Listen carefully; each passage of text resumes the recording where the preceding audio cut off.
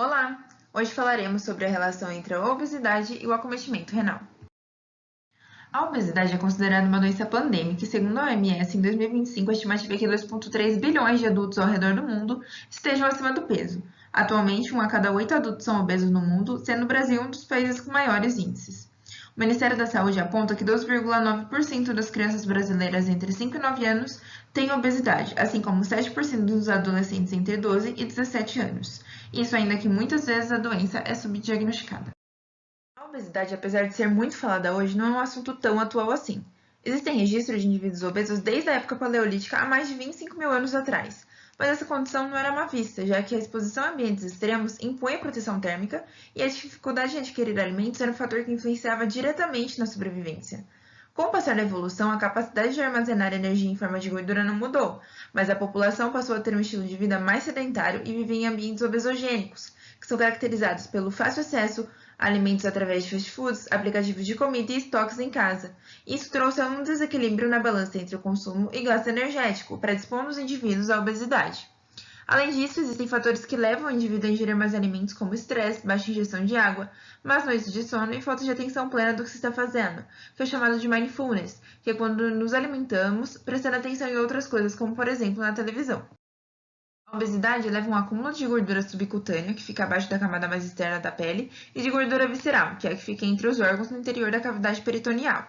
Ambos os tipos de gordura são prejudiciais à saúde quando em excesso, mas a gordura visceral é a maior vilã quando o assunto é acometimento renal, já que ela está associada à maior prevalência de desarranjos metabólicos, hormonais, inflamatórios e hemodinâmicos, o que em conjunto irá ocasionar o acometimento da microvasculatura e terá impacto negativo principalmente sobre o eixo cardiorrenal.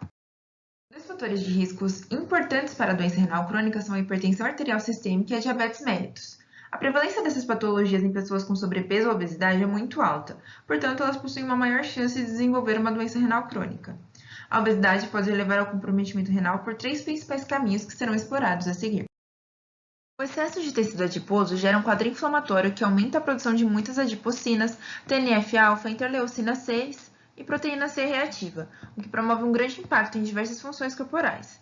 O aumento desses fatores aumenta a liberação de ácidos graxos pelos adipócitos, causando um evento de lipotoxicidade. O excesso de ácidos graxos nos tecidos aumenta compensatoriamente sua oxidação e metabolismo, que produzem e liberam várias substâncias danosas às células que podem induzir apoptose e fibrose nos tecidos não adiposos, como por exemplo nos rins, causando a fibrose renal.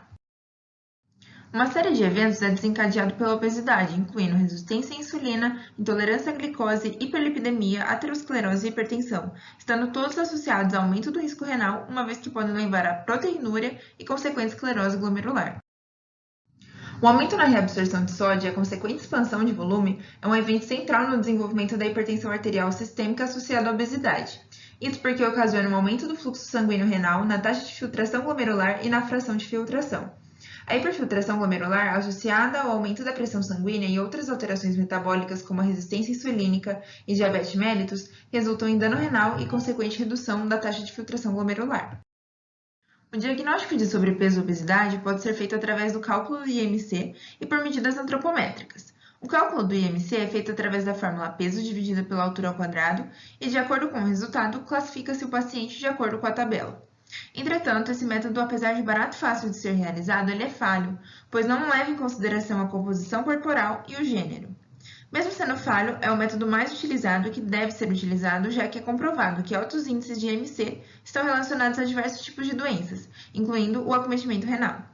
Também é muito importante realizar o método de medidas antropométricas, principalmente para avaliar a gordura visceral, pois ela, como já citado, é um importante fator de risco para doenças cardiovasculares e renais. A abordagem terapêutica da obesidade deve começar com a maior eficiência de diagnóstico e diagnóstico precoce, porque assim o paciente pode ser direcionado ao melhor tratamento e evitar ou reverter complicações decorrentes da doença. A perda de peso saudável é um importante fator que deve ser almejado, visto que com isso tem-se uma melhora na qualidade de vida do paciente.